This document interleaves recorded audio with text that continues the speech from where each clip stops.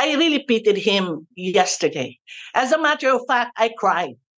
Dahil alam ko, mahirap dumepensa ng sarili niya. That everybody is getting his head yesterday. Lahat na lang, tatawagin siya ng kung ano-ano. Sa kapanahonang ito, na very volatile kanyang buhay. At any moment pwede siyang patayin, pwedeng kidnapin ang kanyang anak.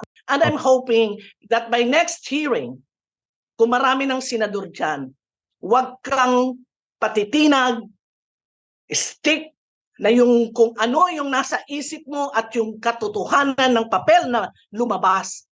Just stick to that. Focus lang, Mr. Morales, just focus. I love you and I congratulate you the way you answered sa hearing na yan.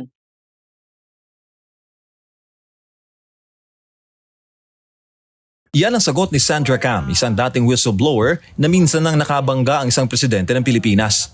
Tumestigo siya noon kay dating Pangulong Gloria Macapagal-Arroyo sa isyu ng weteng. Ganito rin ang nakikita niyang pinagdadaanan ngayon ng dating PIDEA agent na si Jonathan Morales na siyang pumirma sa 2012 Pre-Operations Report kung saan target ng PIDEA si noong senador at ngayon Pangulong Bongbong Marcos sa isang anti-drug operation. Lumitaw na sa investigasyon sa Senado si Morales kung saan inungkat kung paano nag-leak ang PIDEA documents na viral ngayon sa social media kung saan laman nga ang pangalan ng kasalukuyang Pangulo. I really pitied him yesterday. As a matter of fact, I cried. Dahil alam ko, mahirap dumepensa ng sarili niya. That everybody is getting his head yesterday. Lahat na lang, tatawagin siya ng kung ano-ano. Pinasinungalingan naman ng kasalukuyang liderato ng PIDEA ang mga revelasyon ni Morales. Katunayan, sa kasagsagan ng hearing, makailang ulit siyang tinawag na sinungaling ng mga opisyal ng Anti-Drug Agency. Pero payo ni Cam na presidente rin ng Whistleblowers Association of the Philippines, asahan na dadaan sa butas ng karayom ang bagong litaw na whistleblower. During my time, GMA was so strong at that time.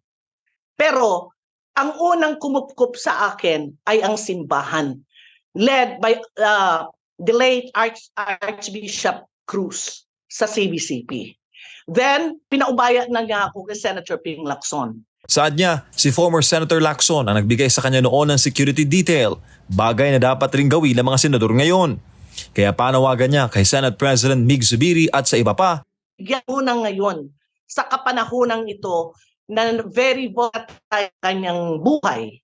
At any moment pwede siyang patayin, pwedeng kidnapin ang kanyang anak. Para naman sa isang law expert, may dalawang opsyon na pwedeng gawin si Morales para humingi ng proteksyon. Sa tingin natin, kung may tiwala kayo sa DOJ, kasi ang DOJ is under the Executive Department, pwede sila mag-apply sa Witness Protection Program sa DOJ.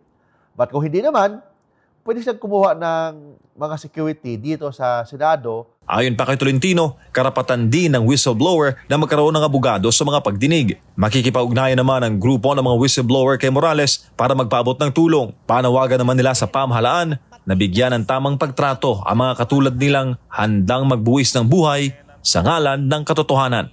Focus lang, Mr. Morales, just focus. I love you and I congratulate you the way you answered sa hearing na yan. And I'm hoping that by next hearing, kung marami ng senador dyan, huwag kang patitinag, stick na yung kung ano yung nasa isip mo at yung katotohanan ng papel na lumabas. Just stick to that.